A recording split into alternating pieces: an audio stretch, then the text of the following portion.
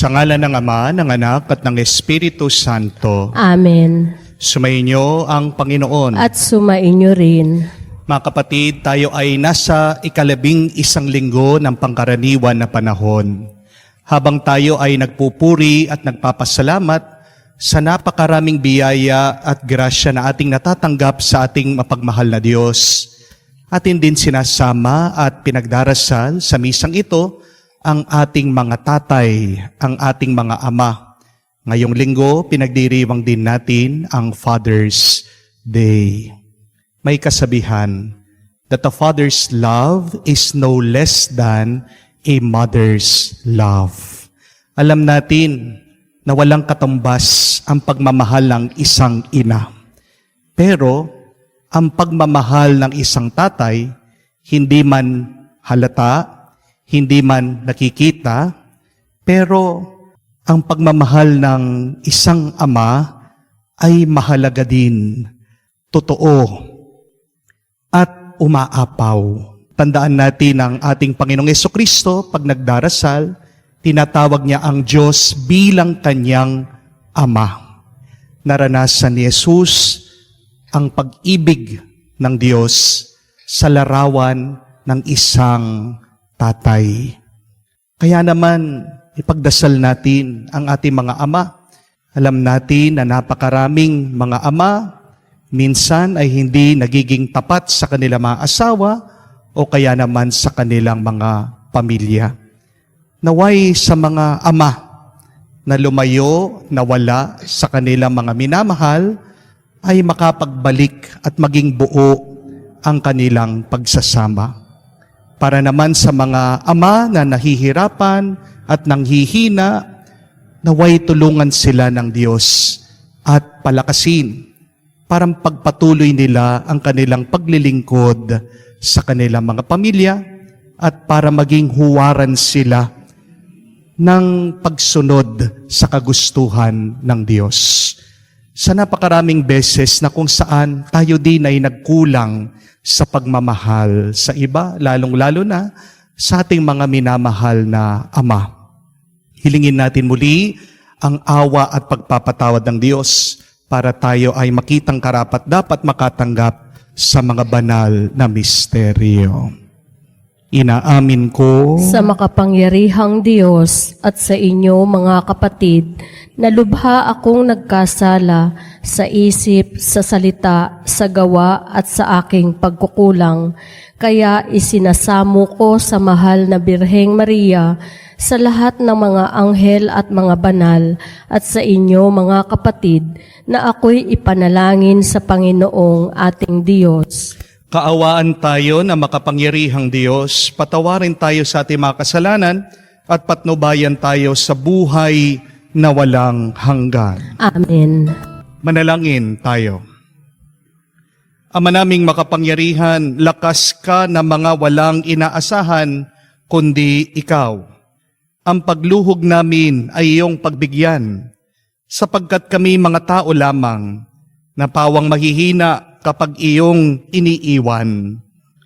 Kaya naman kami lagi mong tulungan, upang sa pagtupad ng iyong mga kautusan, ikaw ay aming mabigyang kasiyahan sa aming mga naiisip at ginagawa araw-araw.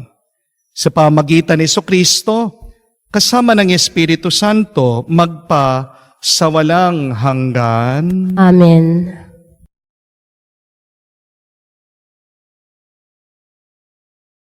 Pagbasa mula sa aklat ni Propeta Ezekiel. Ito nga ang pinasasabi ng Panginoon. Kukuha ako ng isang usbong ng sendro at aking iaayos. Ang kukunin ko yung pinakamura at pinakamatas na sanga. Itatanim ko ito sa isang matas na bundok at sa pinakamatas na bundok ng Israel, upang lumago at mamungang mabuti at maging isang tahahangang sendro. Sa gayon, lahat ng uri ng hayop ay makapaninirahan sa ilalim nito. Ang mga ibon naman makakapamugad sa mga sanga nito. Kung magkagayon, malalaman ng lahat ng punong kahoy na mapapababa ko ang mataas na kahoy at maitatas ko yung mababa, na matutuyo ko ang sariwang kahoy at mapanariwa ko yung tuyong punong kahoy. Akong Panginoon ang nagsasabi nito at ito'y gagawin ko. Ang salita ng Diyos. Salamat sa Diyos. Totoong kalugod-lugod ang magpasalamat sa Diyos. Totoong kalugod-lugod ang magpasalamat sa Diyos. Ang magpasalamat sa Panginoong Diyos ay mabuting bagay. Umawit na lagi, purihin ang galang kataas-taasan. Pag-ibig niya'y wagas ay dapat ihayag kung bukang liwayway. Pagsapit ng gabi, ang katapatan niya'y ihayag din naman. Totoong kalugod-lugod ang magpasalamat sa Diyos. Katulad ng palma, ang taong matuwid, tatatag ang buhay. Parang mga sendro, kahoy sa Libano, lalagong mainam. Parang punong kahoy na doon natanim sa tahanang ng Diyos. Sa banal na templo, ito ay lalago, nakakalugod. Totoong kalugod-lugod ang magpasalamat sa Diyos. Tuloy ang pagbunga kahit na ang punong ito ay tumanda. Lunti at matatag at ang dahon nito ay laging sariwa. Ito'y patuto ng Panginoon, tunay na matuwid. Siya kong sanggalang matatag na batong walang bahid dungis. Totoong kalugod-lugod ang magpasalamat sa Diyos.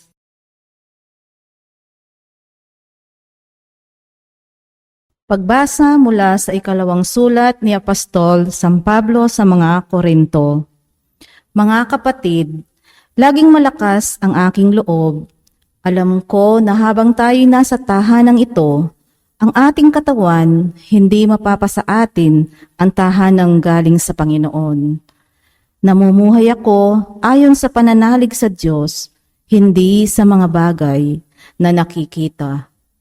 Malakas nga ang loob kong iwan ang katawang ito na aking tinatahanan upang manirahan sa piling ng Panginoon. Kaya naman, ang pinakananais ko ay maging kalugod-lugod sa Kanya, sa tahanang ito o doon man sa langit.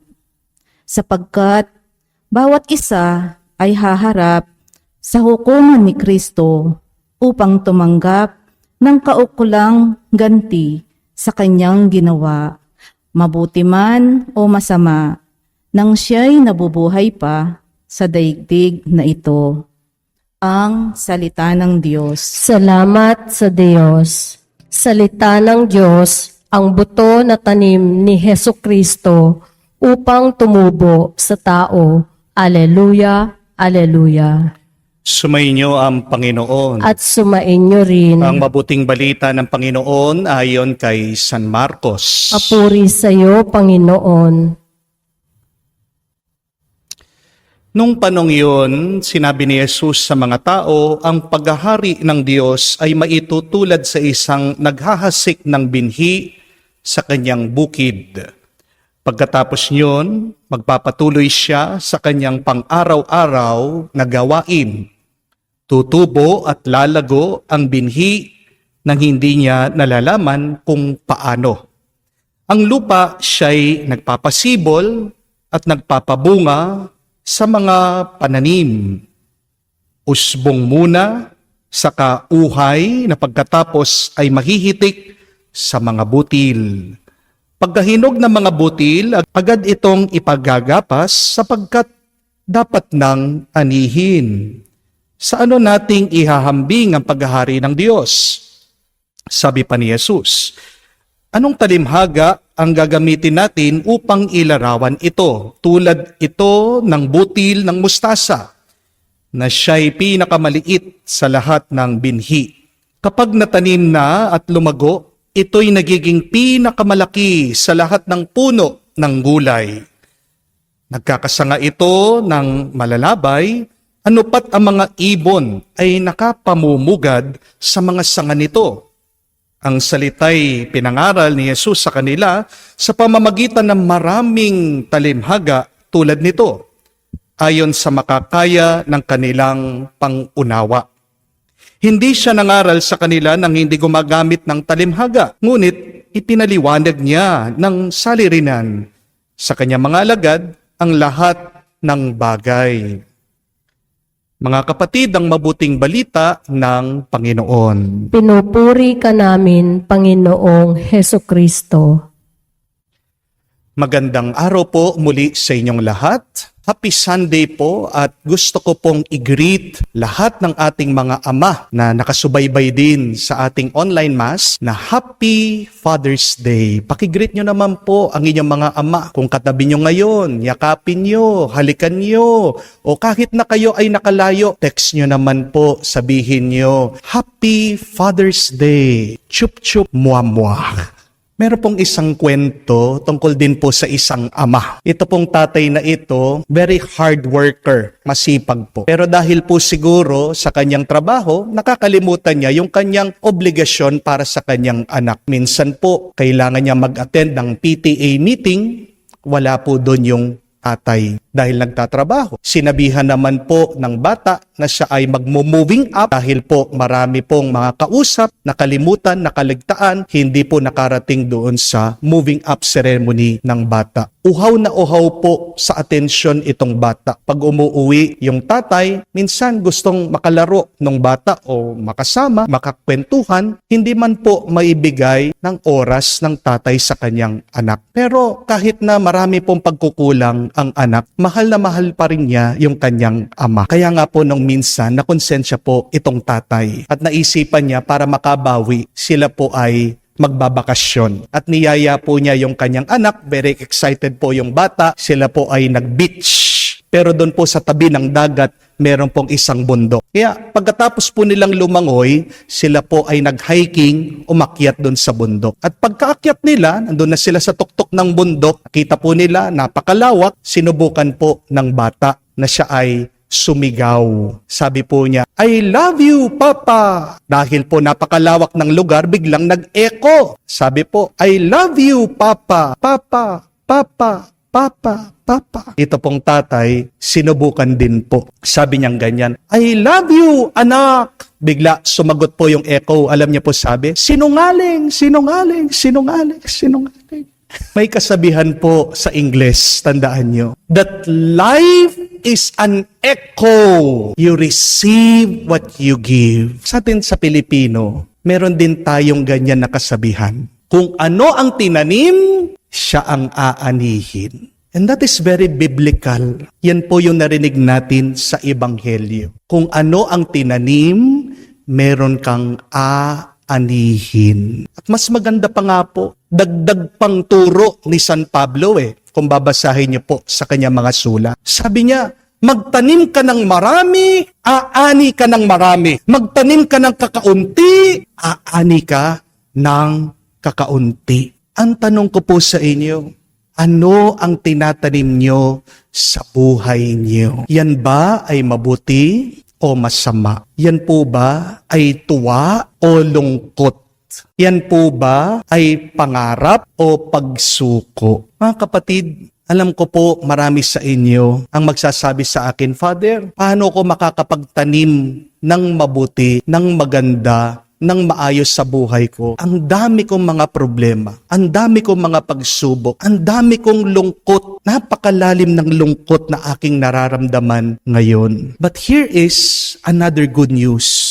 Even if you are in a bad and low situation now in your life, go back to the first reading. Ano po ang sabi sa atin ng unang pagbasa? Sabi po, I, the Lord, will take the cedar and plant it in the highest mountain. I will take a branch and plant it in the highest point. Kaya nga po, kahit nasabihin mo, lungkot na lungkot ka, depressed na depressed ka, wala kang pera, natatakot ka, may sakit ka, nanghihina ka, naguguluhan ka, nalilito ka, nawawala ka sa buhay, Tandaan niyo po, kahit na gaano pa kababa ang iyong nararamdaman o nararanasan ngayon, ang Diyos kukunin ka at itatanim ka pagdating ng araw sa mas mataas na kalagayan. Amen? Ano pa ang mabuting balita? Sa Ebanghelyo, narinig po natin na ang Diyos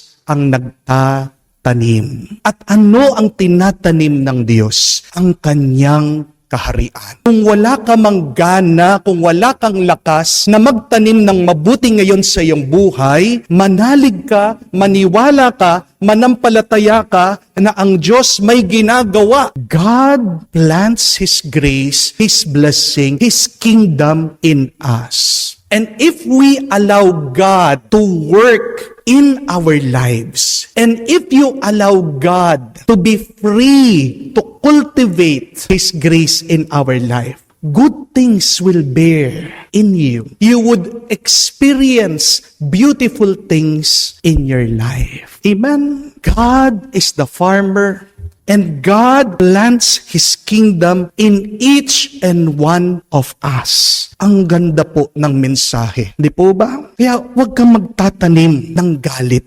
Huwag kang magtatanim ng sama ng loob. Huwag kang magtatanim ng pag-aalala. Huwag kang magtatanim ng mga negatibong pag-iisip sa buhay mo. Pawiin mo yan. Linisin mong isip at puso mo at hayaan mo makapasok ang Diyos at Siya ang gumawa ng paraan para umusbong ang kanyang bendisyon sa iyong buhay. Pero kung gusto nating lumaki ng maayos ang tinatanim ng Diyos sa ating buhay, itong kailangan natin tandaan. Kailangan din natin siyang tulungan. Amen? We need to participate in God's work. We need to help in God's planting of His kingdom in us. Paano natin po matutulungan ang pagtatanim ng grasya ng Diyos sa ating buhay? We need to have an attitude of a farmer. Yan po yung malungkot na kwento sa ating panahon ngayon. Dahil po yung mga bata, sanay na po naka-aircon, naka-computer, marami po ayaw ng magtanim. Ayaw po ng manual labor. Pero kung man hindi mo kaya yung mahirap na trabaho, sana matuto tayo dun sa ugali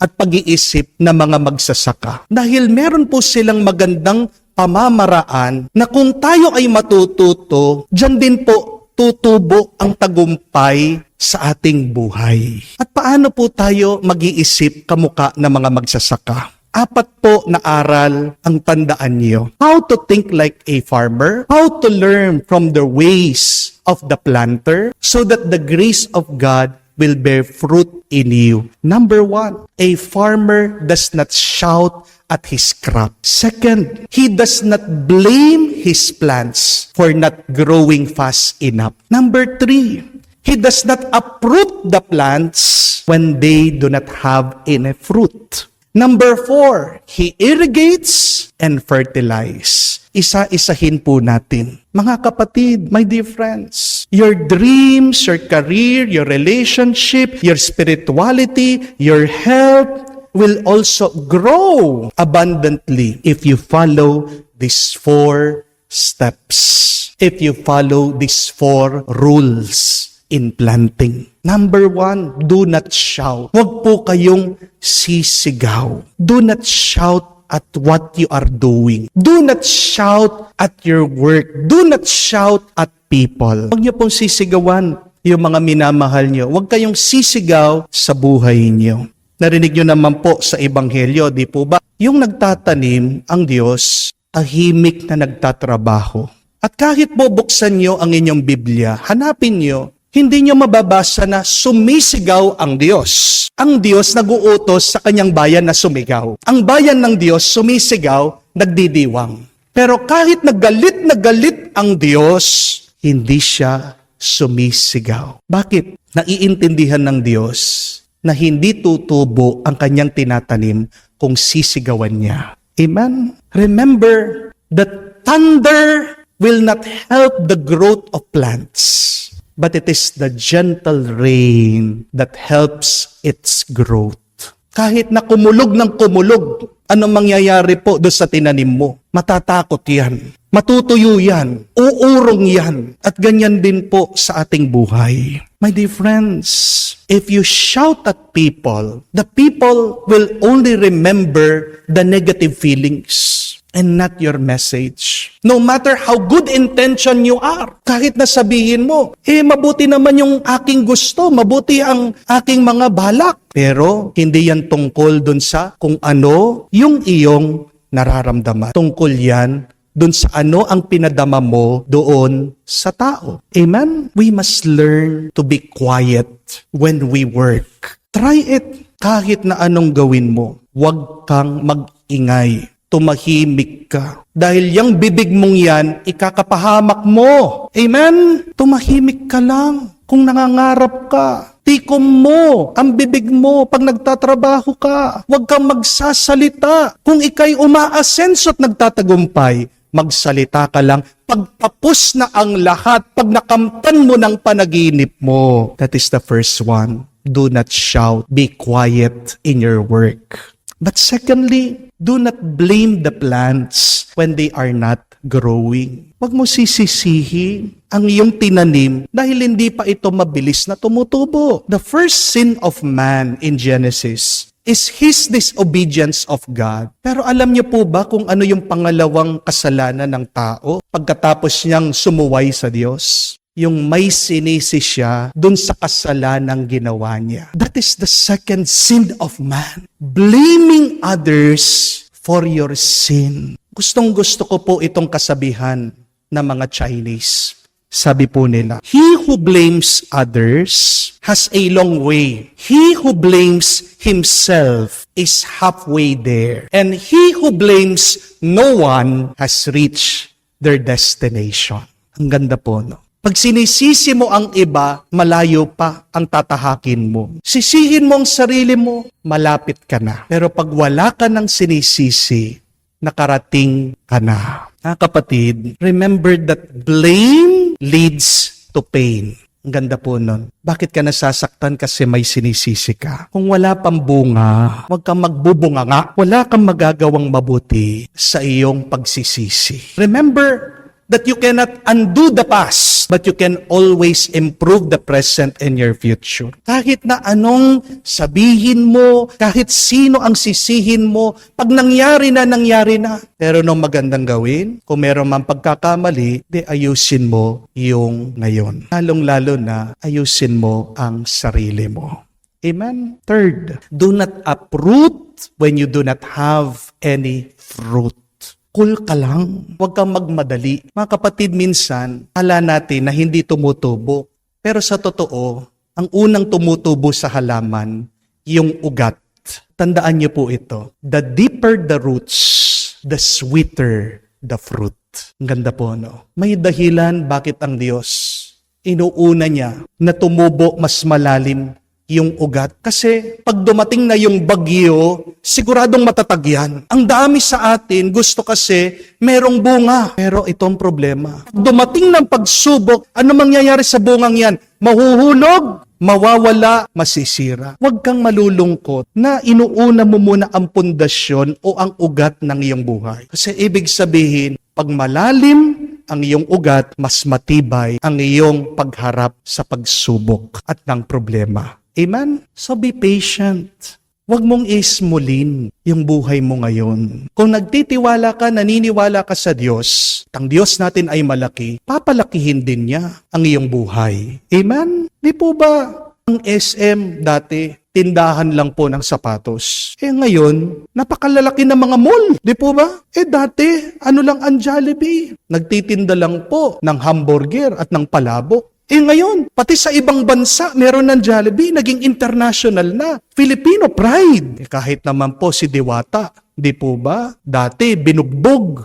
Aba, ngayon sa internet, dinudumog. Mga kapatid, wag mong bubunutin, wag mo sisirain ang buhay mo dahil lang wala kang nakikitang bunga. Matuto kang magpasensya, matuto kang maghintay. Huwag kang susuko dahil wala kang nakikitang resulta. Kung may pananampalataya ka, may makikita ka higit sa nakikita ng mata. Amen? Pang-apat at kahuli-hulihan, irrigate and fertilize. Sabi nga po, when you nurture nature, nature will nurture you. Kung gusto mong tumubo ng mabuti at maganda ang buhay mo, kailangan mo itong alagaan. Kailangan mo itong ingatan. Meron nga pong kwento sa mga magulang, mga nanay. Nung minsan nakita-kita po sila, 5 po. Nagtatanungan, anong pinapainom mo sa anak mo? Yung pong isa, sumagot, ako, pinapainom ko, Bonakid. Wow, bakit? Kasi sabi ng Bonakid, batang may laban. Di po ba?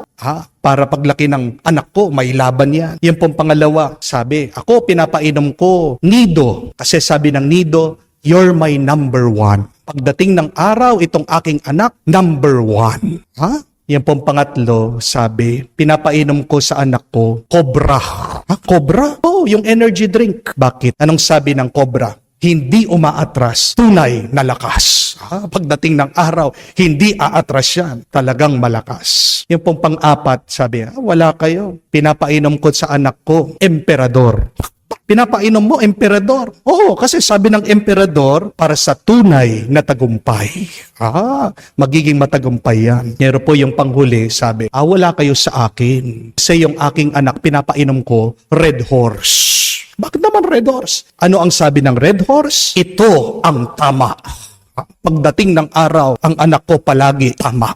But joking aside, alam niyo po, lahat ng ating ginagawa sa ating buhay ay may epekto. Remember that, my dear friends, that everything that you do can either be a nurture or a torture. Kaya napakahalaga po na suriin natin ang ating buhay. Yung aking bang ginagawa ay nakakatulong o nakakasama? Ayon po sa pag-aaral, nakita nila, yung presensya ng tatay sa buhay ng bata may malaking epekto. Ano po yung epekto? Makinig po kayo. Pag daw po absent palagi ang tatay, mababa po ang IQ ng bata. Pero kabaliktaran po, pag palaging present nandoon, ginagabayan ng tatay, yung kanyang anak, mataas po ang IQ. Kaya naiintindihan ko na po. Yung akin po kasing tatay, nung bata ako, palagi binabasahan po ako ng mga Bible stories. Ayan, no? Pero magandang itanong po yun. Are you present to your children? Kayo pong mga ama. Kahit na sabihin niyo po, kailangan kayong magtrabaho, please, give time to your children. Dahil yung inyong pag-aalaga sa kanila, malaking bagay po yon. Sa kanilang katalinuhan, sa kanilang pag-iisip, lalong-lalo na sa pag-uugali. Kaya tingnan niyo po, pag wala din po nag-aalaga, walang nagagabay sa mga bata, nagiging rebelde sila. Amen? So be mindful with what you are doing because you may be nurturing or torturing. Yes, God helps us that His grace may grow in our life. But remember, we must also cooperate and participate with God. At balikan niyo po mga kwento sa Biblia. Pag ang tao nakikiisa sa Diyos, nagkakaroon po at nakakaranas siya ng milagro. Amen? This is the good news, my dear friends, that God plants His kingdom in us. Even when we are in the lowest of our life, God will bring us to the heights. Gaano pa man kababa ang iyong nararamdaman, kumapit ka sa Diyos, siyang magtataas sa iyo. Pero kung gusto mo din na mas maraming bunga sa iyong buhay, tulungan natin ang Diyos. Matuto tayo sa pamamaraan ng mga nagtatanim at ng mga magsasaka. Do not forget. First, do not shout. Second, do not blame. Third, do not pull out or surrender. Number 4, always irrigate, fertilize, and nurture. Darating din po ang panahon, magkakabunga ang buhay niyo. Ang mahalaga, ngayon, kahit na wala pang bunga, piliin mong maging masaya. Amen. Sumasampalataya ako Sa Diyos amang makapangyarihan sa lahat, na may gawa ng langit at lupa. Sumasampalataya ako kay Hesukristo, iisang anak ng Diyos, Panginoon nating lahat.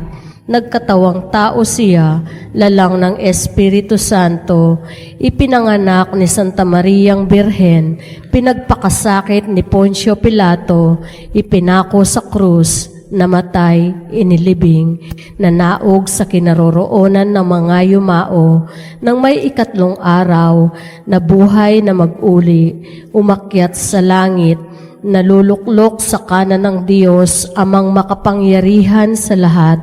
Doon magmumulang paririto at huhukom sa nangabubuhay at nangamatay na tao. Sumasampalataya naman ako sa Diyos Espiritu Santo, sa banal na simbahang katolika, sa kasamahan ng mga banal, sa kapatawaran ng mga kasalanan, sa pagkabuhay na muli ng nangamatay na tao, at sa buhay na walang hanggan. Amen. Pinapaalala ng ating ebanghelyo ngayon na sa pagsasakatuparan ng mga plano ng Diyos, hindi tayo dapat maging mga tagapanood kung hindi mga katuwang na nakikibahagi sa pagpapalawig ng kaharian at gawin ang nararapat upang ito ay maisabuhay ng ganap. Humiling tayo ng biyaya na sapat upang may sakatuparan ito. Ating sabihin at dasal, Panginoon, dinggin mo kami. Para sa simbahan na inatasan ni Kristong ipagpatuloy ang kanyang misyong maghasik ng binhi ng kaharian sa buong mundo, naway gawin niya ito na tigib ng katapatan at pag-asa. Manalangin tayo. Panginoon, dinggin mo kami. Para sa Santo Papa Francisco at lahat ng pinuno ng mga lokal na sambayanang Kristiyano, naway higit pa nilang gabayan ang mga mananampalataya sa pamamagitan ng kanilang masiglang pagpapahayag ng kaharian at pagsasabuhay nito. Manalangin tayo.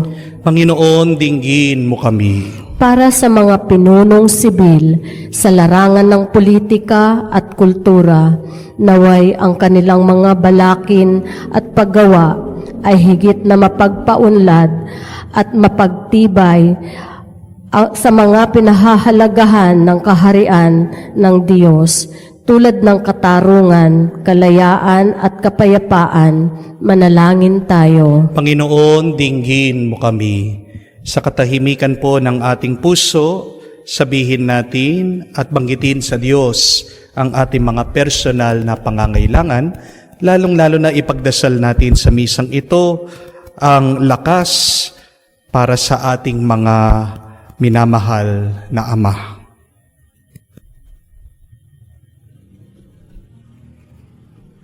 Panginoong Diyos, Ikaw ang pasimula, ang tagapagtaguyod, ang lubos na katuparan ng kagandahan ng iyong kaharian. Kami nagpapasalamat dahil kami iyong tinawag upang maging katuwang sa pagpapalaganap ng iyong mapagligtas na panukala. Pagkaloob mo kami ng pananampalataya, kababaang loob at tiyagang kinakailangan namin upang aming matupad ang dakilang misyon na ito sa pamamagitan ni Kristo, aming Panginoon. Amen. Manalangin kayo mga kapatid, para ang ating mga paghahain ay kalugdan ng Diyos amang makapangyarihan. Tanggapin nawa ng Panginoon itong paghahain sa iyong mga kamay sa kapurihan niya at karangalan sa ating kapakinabangan at sa buong sambayanan niyang banal. Ama naming lumikha, kami ginawa mo mga angking katauhan na dapat pakanin at pangalagaan. Ang iyong dinudulutan ng banal na pakikinabang, ipagkaloob mong kami huwag magkulang sa mga inuukol mo sa aming kapakanan. Sa pamamagitan ni Jesucristo kasama ng Espiritu Santo, magpa sa walang hanggan. Amen. Sumainyo ang Panginoon. At sumainyo rin. Itaas sa Diyos sa inyong mga puso at diwa. Itinaas na namin sa Panginoon. Pasalamatan natin ang Panginoong ating Diyos. Marapat na siya ay pasalamatan. Ama naming makapangyarihan, tunay nga marapat ikaw ang aming pasalamatan. Nasa iyo ang aming buhay, pagkilos at pag-iral. Sa pamumuhay namin araw-araw, tinatamasa namin ang iyong pagmamahal sa pag-ibig mong pinunla sa sangkatauhan. Ang Espiritu Santo'y unang aming bigay ng anak mong naglagak sa amin ng katiyakang nakalaang mabuhay kami sa piling mo kailanman. Kaya kaisa na mga anghel na nagsisiawit ng papuri sa iyo, nang walang humpay sa kalangitan, kami nagbubunyi sa iyong kadakilaan. Ama naming banal, ikaw ang bukalan tanang kabanalan, kaya't sa pamagitan ng iyong Espiritu, gawin mong banal ang mga kaloob na ito, upang para sa amin maging katawan at dugo ng aming Panginoong Heso Kristo. Bago niya pinagtiis ang kusang loob na maging handog, hinawakan niyang tinapay, pinasalamatan kanya, pinaghati-hati niya iyon, inabot sa kanya malagad at sinabi, tanggapin ninyong lahat ito at kanin. Ito ang aking katawan na ihahandog para sa inyo. Gayon din naman na matapos ang hapunan, hinawakan niya ang kalis. Muli kanyang pinasalamatan, inabot niya ang kalis sa kanya malagad at sinabi, tanggapin ninyong lahat ito at inumin. Itong kalis ang aking dugo, ng bago at walang hanggan tipan. Ang aking dugo na ibubuhos para sa inyo at para sa lahat, sa ipagpapatawad ng mga kasalanan. Gawin ninyo ito sa pag-aalaala sa akin. Ang misteryo ng pananampalataya. Aming ipinahayag na namatay ang iyong anak, nabuhay bilang Mesiyas at magbabalik sa wakas para mahayag sa lahat. Ama, ginagawa namin ngayon ang pag-aalaala sa pagkamatay at muling pagkabuhay ng iyong anak. Kaya tinialay namin sa iyo ang tinapay na nagbibigay buhay at ang kalis na nagkakaloob ng kaligtasan. Kami nagpapasalamat dahil kami yung minarapat na tumayo sa harap mo para maglingkod sa iyo. Sinasamo namin kami magsalo-salo sa katawan at dugo ni Kristo ay mabuklod sa pagkakaisa sa pamamagitan ng Espiritu Santo. Ama, lingapin mong iyong simbahan, laganap sa buong daigdig. Puspusin mo kami sa pag-ibig. Kaisa ni Francesco, ang aming Papa, Florentino, aming Arsobispo, at ng Tanang Kaparian. Alalahanin mo rin ang aming mga kapatid na nahimlay at may pag-asang muling mabubuhay. Gayon din lahat ng mga pumanaw. Kawan mo't sila't patuloyin sa iyong kaliwanagan. Kawan mo't pagindapatin kaming lahat na makasalo sa iyong buhay na walang wakas. Kaisa na mahal na Birhen Maria, Ina ng Diyos, kaisa ng mga apostol at lahat ng mga banal na namuhay dito sa daigdig na kalugod-lugod sa iyo, may pagdiwang nawa namin ang pagpupuri sa kararangal mo sa pamamagitan ng iyong anak aming Panginoong Heso Kristo. Sa pamamagitan ni Kristo, kasama niya at sa Kanya, ang lahat ng parangal at papuri ay sa iyo, Diyos Ama, makapangyarihan, kasama ng Espiritu Santo, magpasawalang hanggan. Amen, amen, amen. Sa nakakagaling na utos sa turo ni Jesus, tayo ngayon ay magdasal sa pamamagitan ng Ama namin.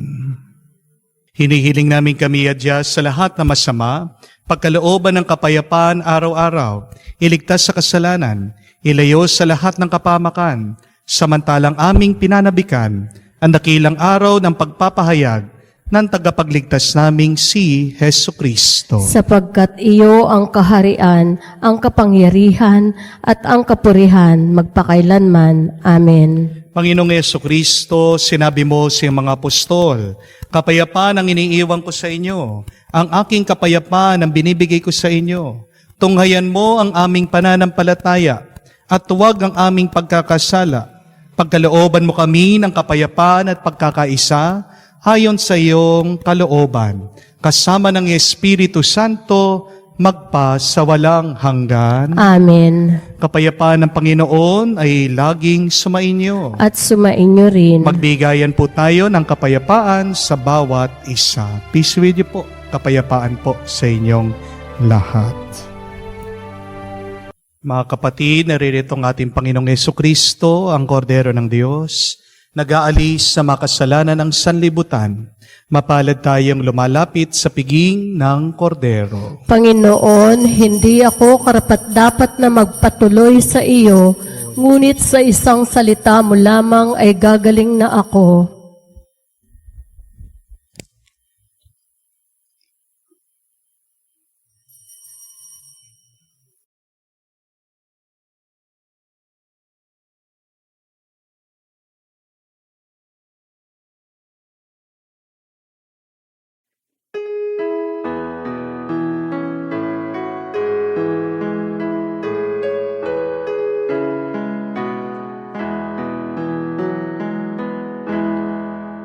Tinanggap ko ang buhay na Diyos, puso ko ay nagkalahak. Tinanggap ko ang buhay na Diyos, puso ko ay natuwa. Tinapay siya ng buhay, hinati at binigay para mangbigay buhay, huwag mangamba kailanman. Tinanggap ko buhay na Diyos, puso ko ay nagalak. Tinanggap ko buhay na Diyos, puso ko ay natuwa.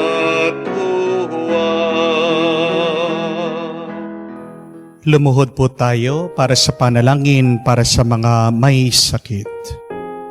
Panginoong Yesus, lumalapit po kami sa iyo ngayon upang idulog ang kagalingan ng mga may sakit. Haplusin niyo po sila at pagkalooban ng panibagong lakas upang sila ay muling makapaglingkod sa iyo. Patawarin niyo po sana sila sa kanilang mga kasalanan at pagkalooban din ng kagalingang pangkaluluwa. Sa katahimikan po ng ating puso, banggitin natin sa Diyos ang pangalan ng ating mga minamahal na may sakit at hilingin natin ang mabilis nilang kagalingan.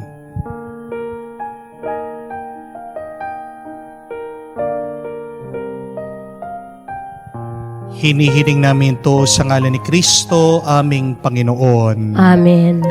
Panalangin para sa mga OFW. Ang mga pinapanalangin namin sa iyo na tatanging kahilingan ng lahat ng mga nagtatrabaho sa ibang bansa. Tulungan mo sila bawat sandali ng kanilang buhay habang nasa ibang bansa. Palakasin mo sila kapag pinanghihinaan sila ng kalooban. Pagalingin mo sila tuwing nagkakasakit. Aliwin mo sila kapag nalulungkot sila. Ilayo mo sila sa anumang masama at kapahamakan upang mapagpatuloy sila lagi sa kanilang buhay. Mapahalagan nawa ng kanilang pamilya ang bawat sakripisyo nila sa ibang bansa upang wag masayang ang kanilang pagpapagal. Kaawaan mo at pagkalooban mo ng biyaya ang lahat ng mga OFW dahil sa iyo lamang aasa at wala ng iba pa. Ang lahat ni ito ay aming sama-samang panalangin sa ngalan ni Jesus. Amen. Banal na mukha ni Jesus. Kaawaan mo kami. Manalangin tayo.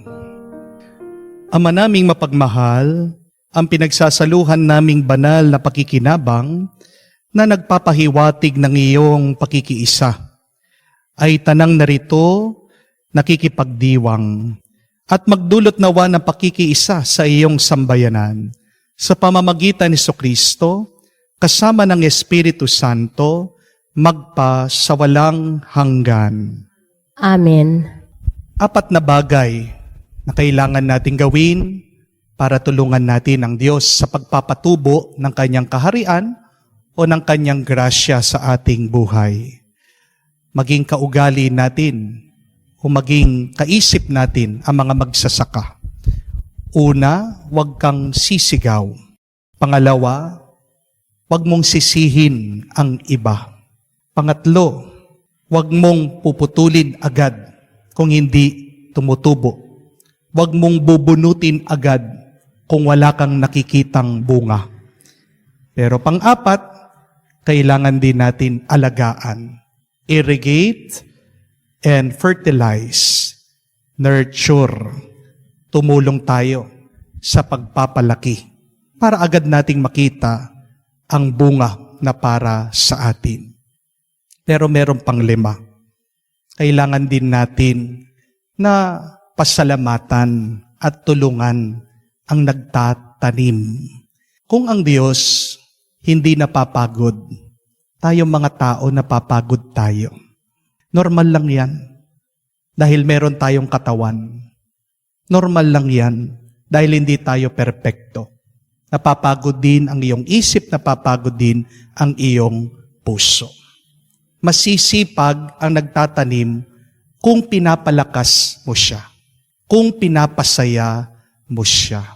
At ngayong araw, para sa ating mga tatay, para sa ating mga ama, palakasin natin sila.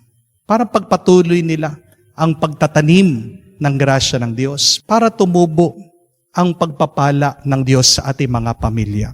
Ano po ang aking assignment para sa inyo? Bigyan niyo po ng bulaklak yung inyong mga ama. Kasi kala natin yung mga bulaklak para lang sa mga babae. Mabibigla po kayo, ma-appreciate din po ng lalaki kung bibigyan niyo siya ng bulaklak. Minsan po, pansinin niyo na ang lalaki makakatanggap lang siya ng bulaklak pagpatay na siya. Di po ba? Pero bakit hindi mo bigyan ng bulaklak yung lalaki habang buhay pa siya? Ang bulaklak ay isang simbolo ng ating pagpapasalamat at pagpapalakas ng loob dun sa taong binibigyan natin. So this Father's Day, as we try to take care of the planters, of the farmers of our life, try to give a flower to your fathers, to the man of the house. Kung sila po ay pumanaw na, bisitahin niyo po, bigyan niyo ng bulaklak ang inyong mga yumaong ama. Naway sama-sama tayong pagpatuloy sa trabaho ng Diyos, pagpapalabong ng kanyang kaharian, naway mamunga ng napakaraming grasya sa ating karanasan. Muli po, Happy and Blessed Father's Day po sa lahat ng ating mga ama. Palakpakan po natin sila. Sumainyo ang Panginoon At sumainyo rin. at pagpalain kayo ng Diyos sa makapangyarihan sa lahat sa ngalan ng Ama, ng Anak, at ng Espiritu Santo. Amen. Ang ating pong misa ay natapos na. Humayo kayo sa kapayapaan ni Kristo. Salamat sa Diyos. Sa ngalan ng Ama, ng Anak, at ng Espiritu Santo, Amen. sumainyo ang Panginoon. At sumainyo rin. Mga kapatid, may dalawang paraan para makita natin kung ano ang buhay na ito. Maaaring ang buhay na ito ay isang paglipas ng ating oras, o maaari mo ding makita ang iyong buhay bilang paglipas ng mga panahon na kailangan mong maranasan. You can either choose to allow time to pass, or you can choose to experience the different seasons of your life. Mga kapatid, ang oras at panahon ay isang regalo galing sa Diyos. At ito ay binibigay sa atin, hindi lang para maranasan natin ang sarap ng buhay, kung hindi sa loob ng panahon, kaya din natin maranasan ang presensya ng Diyos. Ano man ang ating pinagdaraanan ngayon, hirap man o ginhawa, lungkot at tuwa, lahat ng yan ay isang daan para mas mapalapit tayo sa Diyos, para lumalim ang ating pananampalataya, at para mahubog ang ating pagkatao na maging kamukha niya, mabuti at banal. Sa napakaraming beses na kung saan sinayang natin ang oras natin sa pagkakasala, hilingin natin muli ang awa ng Diyos. Sa mga pagkakataon na kung saan nawalan tayo ng pag-asa at ng tiwala sa Diyos, dahil tayo ay dumadaan sa panahon ng lungkot at pagkalito. Hilingin natin muli ang awa ng Diyos para tayo maging karapat-dapat muli na makatanggap sa mga banal na misteryo. Inaamin ko Sa makapangyarihang Diyos at sa inyo mga kapatid, na lubha akong nagkasala sa isip, sa salita, sa gawa at sa aking pagkukulang. Kaya isinasamo ko sa mahal na Birheng Maria, sa lahat ng mga anghel at mga banal, at sa inyo mga kapatid, na ako'y ipanalangin sa Panginoong ating Diyos. kaawaan tayo na makapangyarihan Diyos, patawarin tayo sa ating mga kasalanan, at patnubayan tayo sa buhay na walang hanggan. Amen. Panginoon, kaawaan mo kami. Panginoon, kaawaan mo kami. Kristo, kaawaan mo kami. Kristo, kaawaan mo kami. Panginoon, kaawaan mo kami. Panginoon, kaawaan mo kami. Manalangin tayo. Ama naming makapangyarihan, dinggin mo ang aming mga kahilingan para maging lubos ang pagpapahayag ng mabuting balita, pakundangan sa pinangakong Espiritu Santo na ipadadala ng iyong anak na salita ay para maging lubos ang pagkupkup mo sa iyong angkan. Pakundangan sa pahayag na tapat na saksing Espiritu sa pamamagitan ni Jesucristo magpa sa walang hanggan. Amen.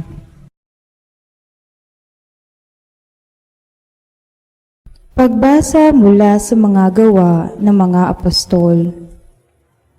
Isang gabi, sinabi ng Panginoon kay Pablo sa pamamagitan ng isang pangitain, "Huwag kang matakot, ipagpatuloy mo ang iyong pangangaral. Anuman ang mangyari, huwag kang titigil, sapagkat ako'y sumaiyo. Hindi ka maaano, sapagkat marami akong tagasunod sa lungsod na ito." Tumigil siya roon sa loob ng 1 taon at 6 na buwan at nagturo ng salita ng Diyos. Nang si Galion ang naging gobernador ng Akaya, nagkaisa ang mga Hudyo na dakpin si Pablo at dalhin sa hukuman. Hinihingkayat nito ang mga tao na sumamba sa Diyos sa isang paraang labag sa batas. Wika nila, magsasalita na sana si Pablo nang sabihin ni Galion, "Kung ang usaping ito ay tungkol sa isang mabigat na pagkakasala o paglabag sa batas, makatwirang pakinggan ko kayo. Subalit, ang sakdal ninyong tungkol lamang sa mga salita at mga pangalan at sa kautusan ninyong mga Hudyo, kaya hindi ko kayo hahatulan sa bagay na iyan. Bahala na kayo." At sila'y pinalabas niya sa hukuman. Sinunggaban nila si Sostenes, ang tagapamahala ng sinagoga, at binugbog sa labas ng hukuman. Ngunit hindi ito pinansin ni Galion. Pagkatapos nito, ilang araw pang nanatili si Pablo sa Corinto. Saka nagpaalam sa mga kapatid. Pagdating sa Cenchrea, nagpaputol siya ng buhok sapagkat natupad na ang isang panatang ginawa niya. At naglayag siya patungong Syria kasama ang mag-asawang Priscilla at Aquila. Ang salita ng Diyos. Salamat sa Diyos. Hari ng sangkalupaan, Diyos na makapangyarihan. Hari ng sangkalupahan, Diyos na makapangyarihan. Magdiwang ang lahat ng mga nilikha. Pumalakpak kayong may awit at tuwa. Bilang papuri sa Diyos na dakila. Ang Diyos na poon, kataas-taasan, ay dakilang haring dapat katakutan. Siya'y nagahari sa sangkatauhan. Hari ng sangkalupaan, Diyos na makapangyarihan. Tayo'y pinagwagi sa lahat ng tao, sa lahat ng bansay na mahala tayo. Siya ang pumili ng ating tahanan at lupang minana ng mga hinirang. Hari ng sangkalupahan, Diyos na makapangyarihan. Umakyat sa trono ang Panginoong Diyos, hatid ng tambuling malakas ang tugtog. Masayang sigawan ang ipinasuob. Purihin ng Diyos, siya ay awitan. Awitan ng hari, siya'y papurihan. Hari ng sangkalupahan, Diyos na makapangyarihan.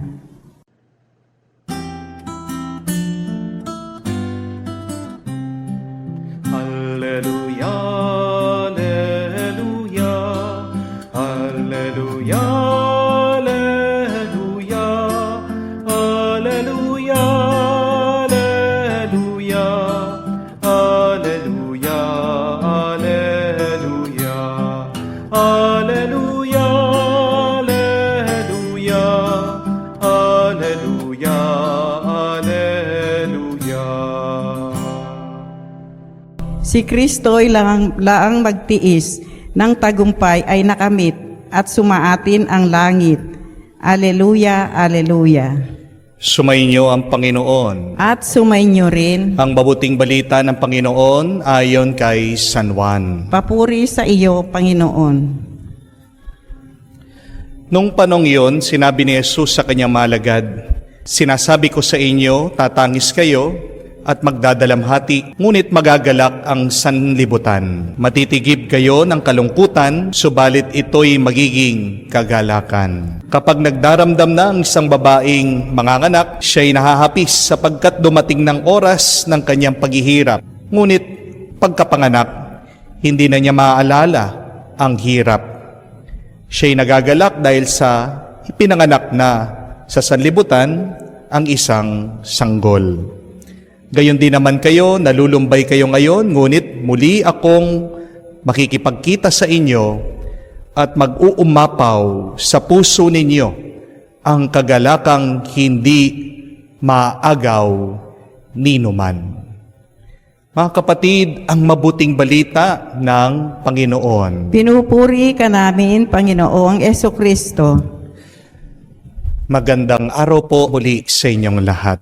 Nung po minsan, merong isang kwento tungkol sa isang ama na gusto niyang turuan ang kanyang mga anak na huwag agad-agad maghusga sa pinagdaraanan ng isang tao. Kaya naman po ang kanyang mga anak ay pinampunta niya doon sa kanilang bukirin. Yung isang anak niya, pinapunta niya nung taglamig, habang yung pangalawa ay pinapunta naman niya nung tag-ulan. Yung pangatlong anak, bunso, pinapunta niya nung tag-init. Kaya naman po, pagkatapos ng mga panahon na ito, bumalik sila sa kanilang ama at kinwento kung ano yung kanilang nakita at naranasan. Ang unang panganay, sinabi niya na napakapangit daw ng bukid. Wala itong kulay, puno ng yelo. Wala kang makikitang dahon, halaman, o kaya naman mga hayop. Pero yung pangalawa na anak nagsabi, "Mali ka, iba yung nakita ko." Dahil dun sa bukid, tag-ulan, nakita ko naman na sobrang dami ng tubig, basang-basa, berdeng-berde, pero wala pang bunga ang mga halaman. Ito pong bunso ang nagsalita, sabi niya, "Mali kayong dalawa dahil nung nakita ko ang ating bukirin, sobrang ganda. Namumulaklak na mga halaman, meron ng bunga, berdeng-berde at lumabas ang mga iba't ibang klaseng hayop." Dito po nagsalita ang tatay at sinabihan ang kanyang tatlong anak na lahat sila ay tama dahil ang nakita ng bawat isa ay ang panahon na pinagdaraanan ng bukid. Sabi po ng ama na ang tao ay parang bukid din din. Hindi mo mahuhusgahan ang tao sa isang panahon ng kanyang buhay. Iba't iba ang panahon ng buhay. Meron siyang taghirap, meron siyang ginhawa, meron din siyang pagtatanim, at meron din siyang pag-aani. Kaya kung susuko ka dahil lang tag-ulan o taglamig, hindi mo mararanasan ang tag-init at pag-aani ng iyong buhay.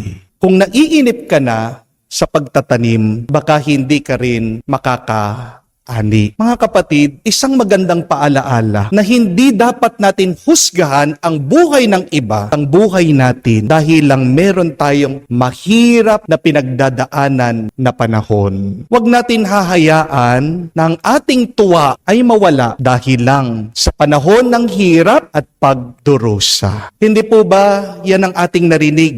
Napakaganda sa Ebanghelyo. Pinapaalala sa atin ng Panginoon. Sabi niya, tatangis kayo at magdadalamhati, pero darating ang panahon, ang inyong kalungkutan ay magiging kagalakan. You will grieve, and yet your grief will someday turn to joy.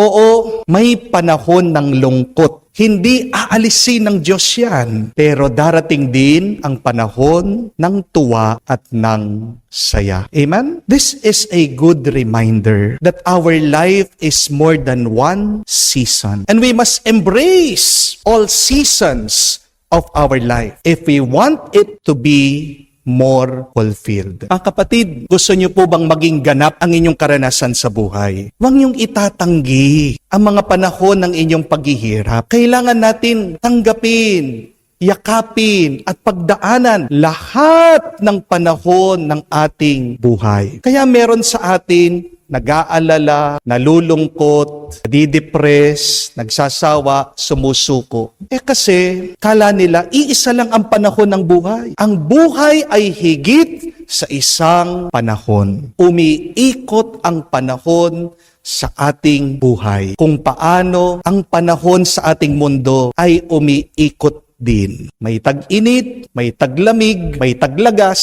pero meron din pag-ani. Your life is more than one season. And if you want your life to be complete, you must accept all seasons. Amen? Tandaan niyo po ito. Hindi ibig sabihin na sa panahon na ito, marami kang utang, marami kang binabayaran, hanggang pagtanda mo o bago ka mamatay, babayad ka pa rin ng utang. Mababayaran mo lahat yan. Maniwala ka. Amen? Hindi ibig sabihin na nasa panahon ka ng broken relationship na hindi ka na magiging masaya at payapa.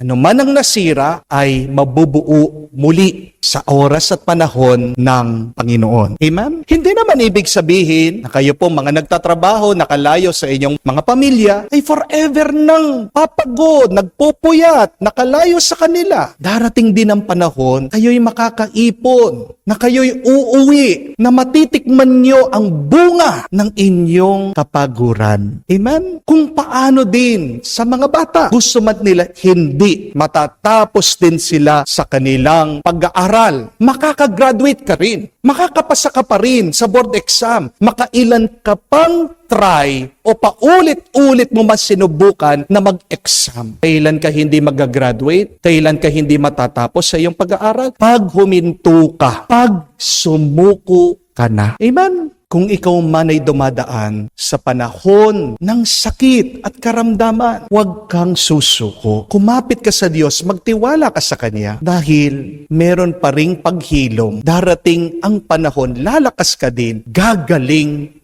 ka. Amen? Mga kapatid, ang buhay, ika nga, ay weather lang. Kailangan nating daanan lahat ng panahon, magtiis at umasa sa Diyos. Kung sa buhay, nag-iiba ang panahon, ang mabuting balita, ito, ang Diyos, hindi siya nag-iiba. Kung ang oras ay nag-iiba, pagmamahal ng Diyos sa atin, ang kanyang tulong, hindi ito mag-iiba. Kung ang panahon, ang oras, nauubos, hindi mauubos ang awa, ang kagandahang loob ng Diyos sa iyo. Yan ang iyong paniwalaan. Yan ay ang iyong asahan. Tandaan din po natin na huwag mong ikahihiya ang panahon ng iyong lungkot. Do not be ashamed of your season of tears, of sadness and sorrow. Because those who cry today will someday reap in joy. Alam niyo po, may panahon sa aking buhay, ikukumpisal ko po sa inyo, na kinahiya ko po ang aming paghihirap. Kinahiya ko po nung bata ako na ang baon ko ay itlog lang. Papakuluin po ng aking ina yung itlog. Lalagay po sa plastic yelo. Nahihiya po akong ilabas yung itlog kasi yung aking mga kaklase, ang sasarap ng baon nila. Ay chichirya sila. Buti pa sila. Kinahiya ko din po sa aking buhay na pag gusto naming kumain sa fast food, kami po ay naghahati lang ng hamburger ng aking kapatid. Kinahihiya ko po sa aking buhay, kinukumpisal ko. Na nung nag-aaral ako, kakaunti lang ang aking damit.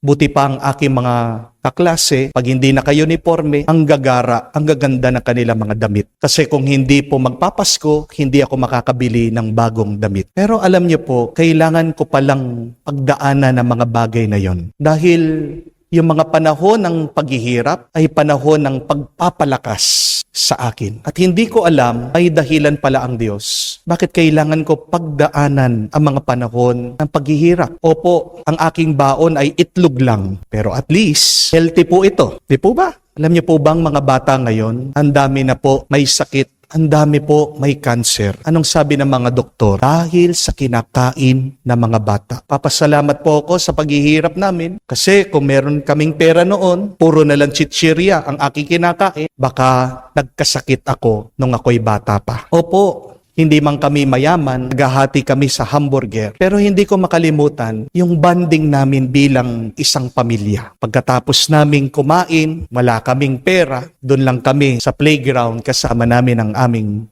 mga magulang. Alam niyo po, kahit nakakaunti yung damit ko nung bata ako, ngayon, hindi po ako bumibili ng damit. Dahil ang dami pong nagbibigay. Hindi ko man po hinihingi. Ang dami ko pong white t-shirt, ang dami ko pong mga polo, dami ko pong pantalon. Tignan niyo na. Hindi hinayaan ng Diyos na makaranas ako palagi ng panahon ng paghihirap. Kung hindi, pagkatapos ng paghihirap, ay may panahon ng sagana, panahon ng tuwa, panahon ng saya. Amen? Napakaganda po ng isang kasabihan. No rain, no rainbow. Pag kayo po ay nalulungkot, pag malapit na kayong sumuko, tandaan niyo po yan. No rain, no rainbow. Kung walang pag-ulan, wala kang makikitang napakagandang liwanag ang bahaghari. Magandang itanong, nasaan na ba ako sa panahon ng aking buhay? What season in my life am I experiencing now? Both good and bad comes from God. Kung kayo po ay nasa panahon ng sagana,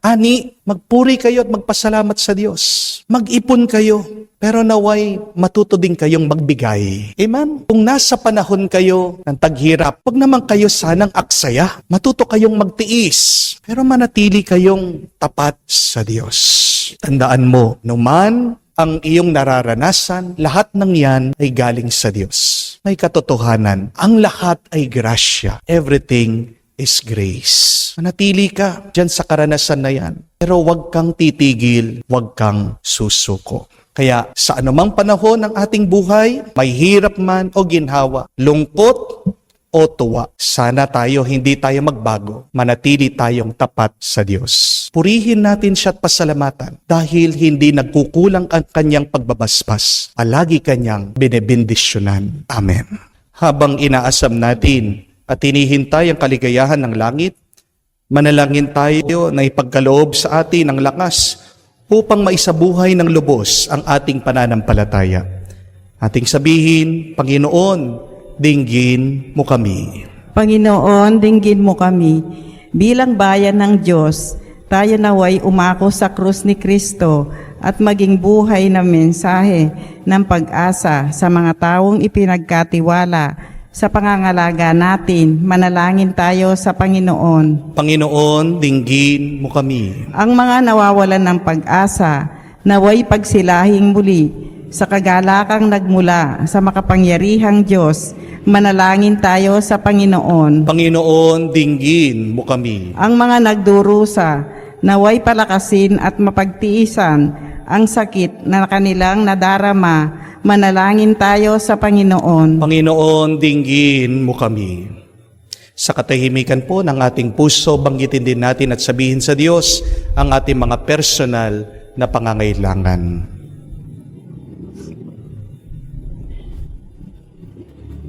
Panginoon, palakisin mo kami sa pagharap sa mga pagsubok tulad ng ginagawa ng iyong anak. Tulungan mo kami sa pamamagitan ng biyaya ng iyong Espiritu na mapagtiisan ang mga paghihirap sa buhay na ito, na may kagalakan dahil sa pagkabatid na may kaligayahang naghihintay sa langit para sa amin. Hinihiling namin ito sa pamamagitan ni Kristo, aming Panginoon. Amen.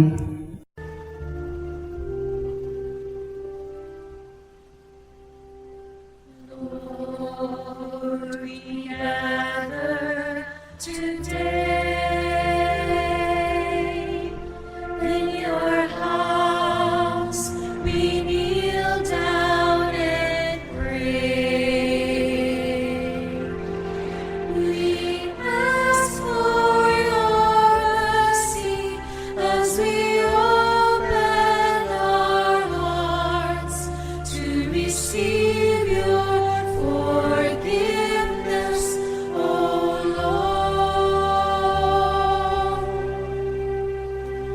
Lord, we lift up to you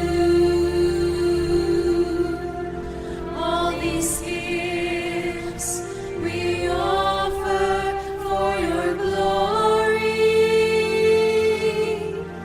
We will eat this living bread. We will drink this saving cup and feel your presence, O Lord. As we offer this bread and as we bring you this wine, bless them, Lord Jesus. Feed us now, give us life. Send us your Spirit, the source of our lives, and together we will serve you with love. Manalangin kayo mga kapatid, parang ating mga paghahain ay kalugdan ng Diyos amang makapangyarihan. Tanggapin nawa ng Panginoon itong pag-ahahin sa iyong mga kamay, sa kapurihan niya at karangalan, sa ating kapakinabangan at sa buong sambayanan niyang banal. Ama naming lumikha, tanggapin mo at kalugdan ang mga alay na iyong angkan, upang sa tulong ng iyong paglingap at pagsubaybay, ay bigay mo sa aming puhunan ay hindi masayang, kundi tumubo pa na mga kaloob mong walang katapusan, sa pamagitan ni Jesucristo kasama ng Espiritu Santo, magpa sa walang hanggan. Amen. Sumainyo ang Panginoon. At sumainyo rin, Itaas sa Diyos sa inyong mga puso at diwa. itinaas na namin sa Panginoon. Pasalamatan natin ang Panginoong ating Diyos. Marapat na siya ay pasalamatan. Ama naming makapangyarihan, tunay nga marapat ikaw ang aming pasalamatan. Ngayong pinagdiriwang ang paghahain ng Mesiyas, ang maamong tupa na tumubos sa aming lahat. Siya'y talagang maasahan at ang katapatan niya sa pananagutan ay siyang bumago sa dating pamumuhay. Sa sangkatauhan na mihasa sa pagkasalawahan, ang dangal ng tao ay ganap na itinampok upang mamana namin sa pakikipagkapatid kay Jesus. Kaya kaysa na mga anghel nagsisiawit ng papuri sa iyo, na walang humpay sa kalangitan kami nagbubunyi sa iyong kadakilaan.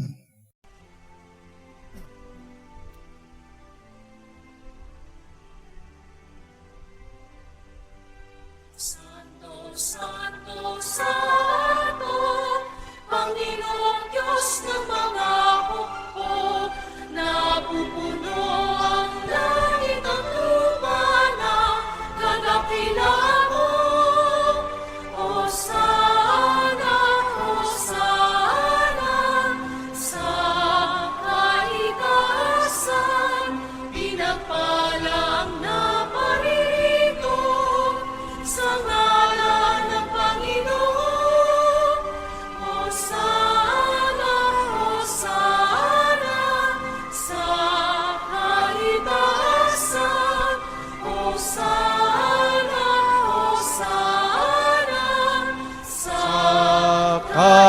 taasan.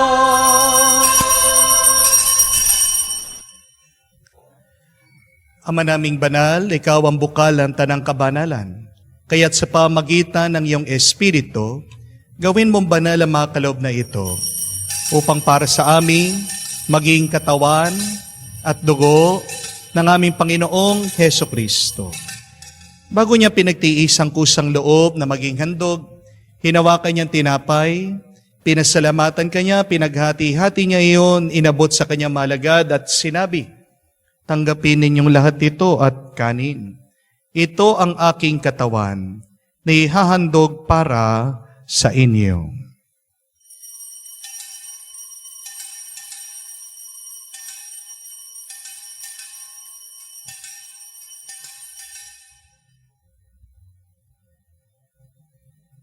Gayon din naman na matapos ang hapunan, hinawakan niya ang kalis, muli kanyang pinasalamatan.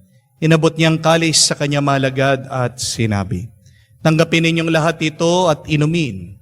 Itong kalis ng aking dugo, ng bago at walang hanggan tipan. Ang aking dugo na ibubuhos para sa inyo at para sa lahat. Sa pagpapatawad ng mga kasalanan, gawin ninyo ito sa pag-alaala sa akin."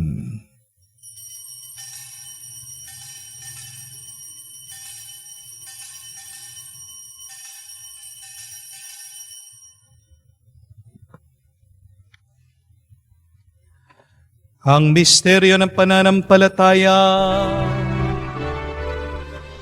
Ipinahayag na namatay ang iyong anak, nabuhay bilang Mesiyas at magbabalik sa wakas para mahayag sa lahat.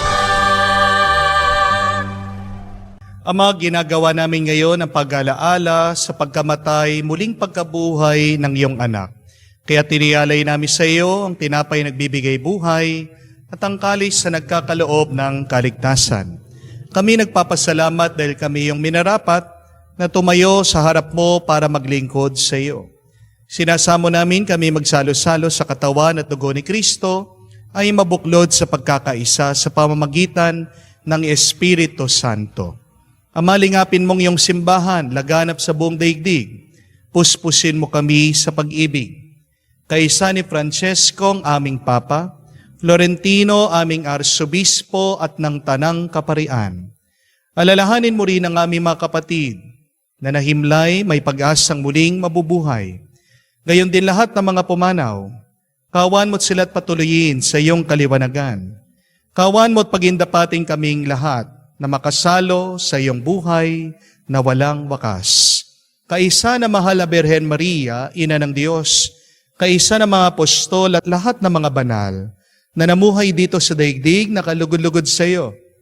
May pagdiwang nawa namin ang pagpupuri sa kararangal mo sa pamamagitan ng iyong anak, aming Panginoong Heso Kristo. Sa pamamagitan ni Kristo, kasama niya at sa Kaniya, ang lahat ng parangal at papuri ay sa iyo, Diyos Ama, makapangyarihan, kasama ng Espiritu Santo, magpasawalang hanggan. Amen, Amen, Amen. Sa nakakagaling na utos at turo ni Jesus sa Panginoon natin at Diyos, ipahayag natin ng lakas loob.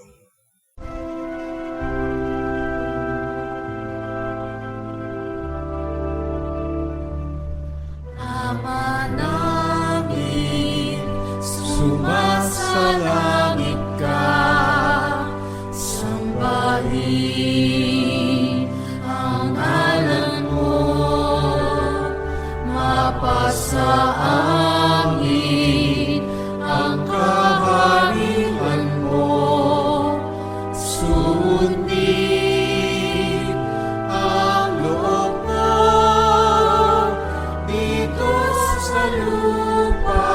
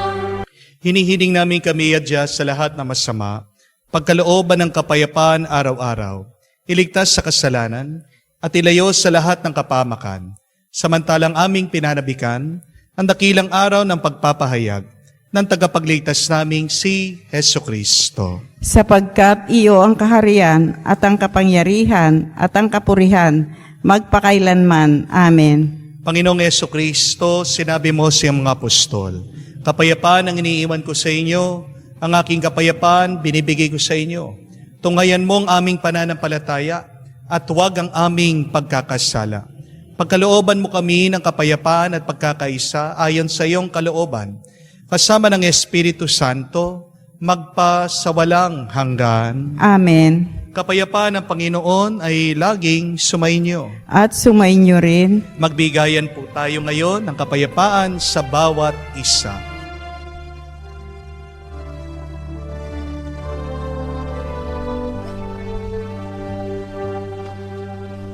Kordero ng Diyos na nag-aalis ng mga kasalanan ng sanlibutan, maawa ka sa amin.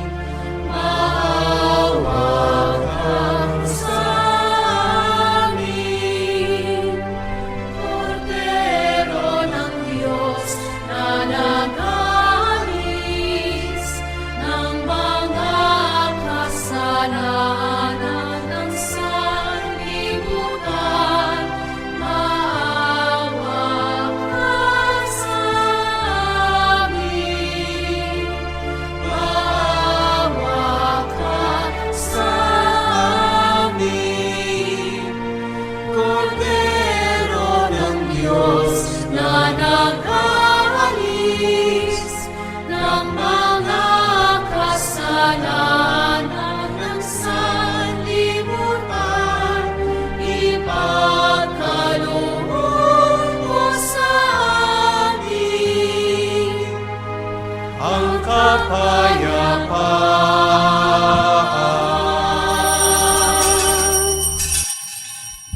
Mga kapatid, naririto ang ating Panginoong Yesu Kristo, ang Kordero ng Diyos, nag-aalis sa mga kasalanan ng sanlibutan. Mapalad tayong lumalapit sa piging ng Kordero. Panginoon, hindi ako karapat-dapat na magpatuloy sa iyo, ngunit sa isang salita mo lamang ay gagaling na ako.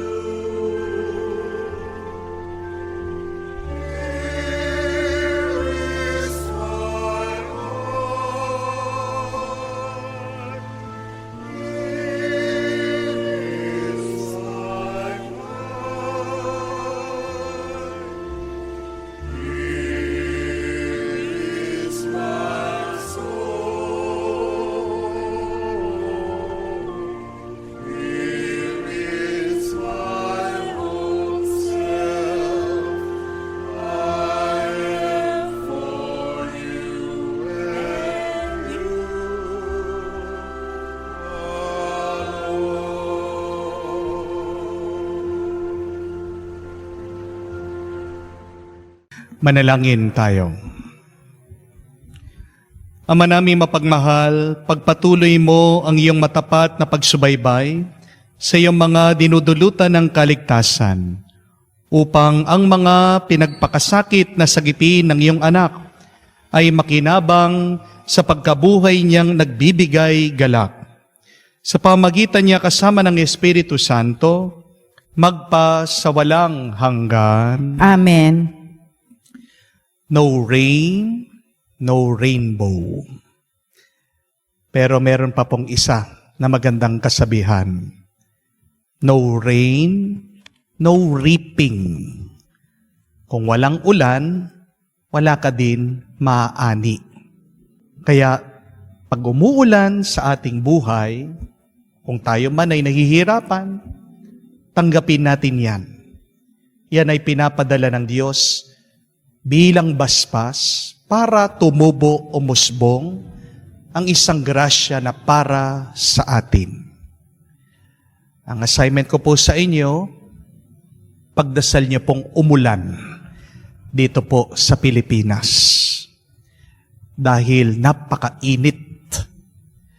Hindi ibig sabihin na pag tinanggap natin ang isang panahon ay wala na tayong gagawin. Mainit ang panahon, pero sana hindi tayo tumigil na umaasa na may gagawin ang Diyos para maibsan ang ating paghihirap.